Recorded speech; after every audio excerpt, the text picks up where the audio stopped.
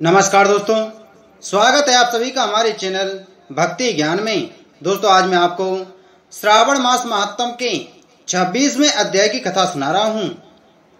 ईश्वर बोले, हे सनत कुमार, श्रावण मास में अमावस्या के दिन जो करणीय है उसको तथा प्रसंगवश जो कुछ अन्य बात मुझे याद आ गई है उसको भी मैं आपसे कहता हूँ।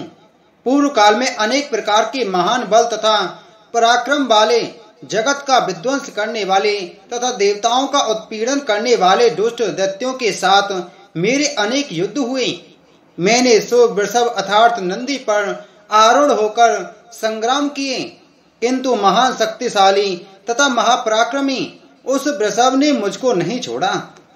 अंधकासुर के साथ युद्ध में तो नंदी का शरीर विदीर्ण हो गया था, उसकी त्वचा कट गई, शरीर में से रक्त बहने लगा और उसके प्राण मात्र बचे रह गए थे।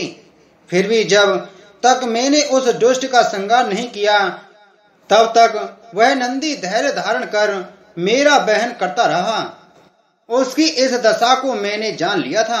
उसके बाद उस अंधक का वध करके मैंने प्रसन्न होकर नंदी से कहा, हे सुब्रत, मैं तुम्हारे इस कृत्य से प्रसन्न हूँ। वर मांगो, तुम्हारे घाव ठीक हो जाएं, तुम बलवान हो जाओ और तुम्हारा पराक्रम तथा रूप पहले से भी बढ़ जाए।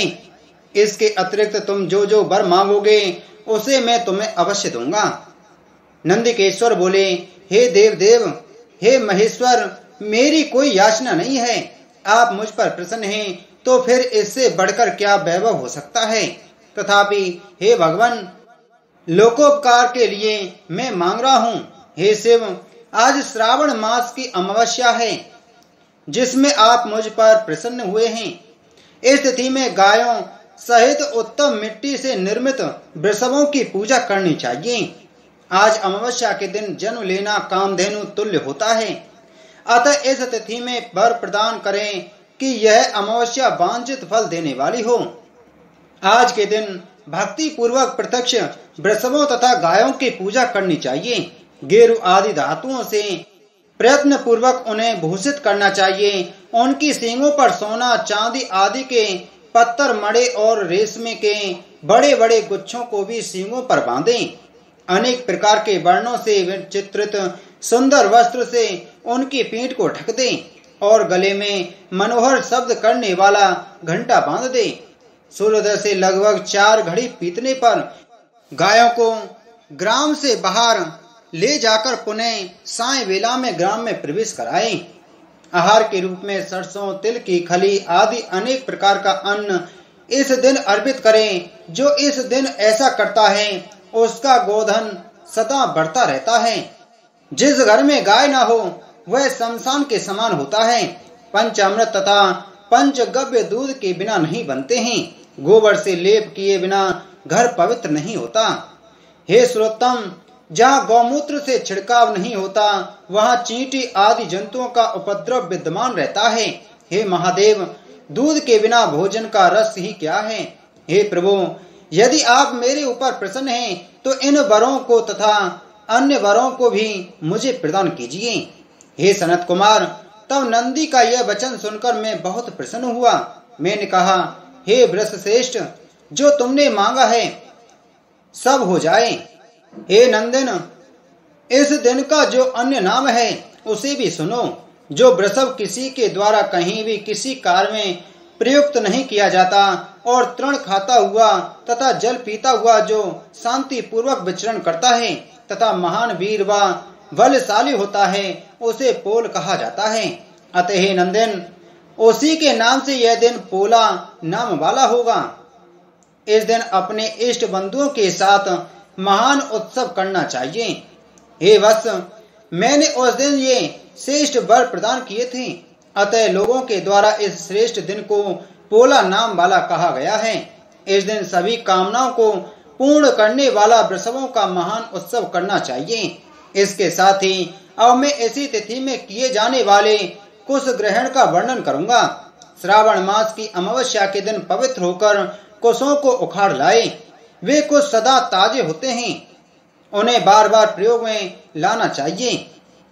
कुश, काश, यव, दुर्वा, उसीर, सकूदक, गेहूं, व्रीहि, मूज और बलवज, ये 10 दर्भ होते हैं। ब्रह्मा जी के साथ उत्पन्न होने वाले तथा ब्रह्मा जी की इच्छा से प्रकट होने वाले हे दर्भ, मेरे सभी पापों का नाश कीजिए और कल्याण कारक होइए। इस मंत्र का उच्चारण करने के साथ ईशान दिशा में मुख करके हूं फट मंत्र के द्वारा एक ही बार में कुश को उखाड़ लें। जिनके अग्रभाग टूटे हुए ना हो तथा सूक्ष्म ना हो, हे हरित वर्ण के कुश श्राद्ध कर्म के योग कहे गए हैं और जड़ रहित कुश देव कार्यों तथा जप आदि में प्रयोग के योग्य होते हैं। 7 पत्तों वाले कुश देव कार्य तथा पितृ कार्य के लिए श्रेष्ठ होते हैं। मूल रहित तथा गर्भ युक्त अग्रभाग वाले तथा 10 अंगुल प्रमाण वाले 2 दर्भ पवित्रक के लिए उपयुक्त होते हैं। ब्राह्मण के लिए 4 कुश पत्रों का पवित्रक बताया गया है और अन्य वर्णों के लिए क्रमश 3, 2 और 1 दर्भ का पवित्रक कहा गया है, अथवा सभी वर्णों के लिए 2 दर्भों का ग्रंथ युक्त पवित्रक होता है। यह पवित्रक धारण करने के लिए होता है, इसे मैंने आपको बता दिया है। उत्पन्न हेतु सभी के लिए 2 दर्भ उपयुक्त होते हैं। 50 दर्भों में से ब्रह्मा और 25 दर्भों से विष्टर बनाना चाहिए। आचमन के लिए समय हाथ से पवित्रक को नहीं निकालना चाहिए। बिकिर के लिए पिंड देने तथा अन्नोकरण करने के साथ और पाद देने के पश्चात पवित्रक का त्याग कर देना चाहिए। दर्भ के समान पुण्यप्रद पवित्र और पाप नाशक कुछ नहीं है। देव कर्म तथा पितृ कर्म ये सब दर्भ के अधीन हैं। उस प्रकार के दर्भों को श्रावण मास की अमावस्या के दिन उखाड़ना चाहिए, इससे इनकी पवित्रता बनी रहती है।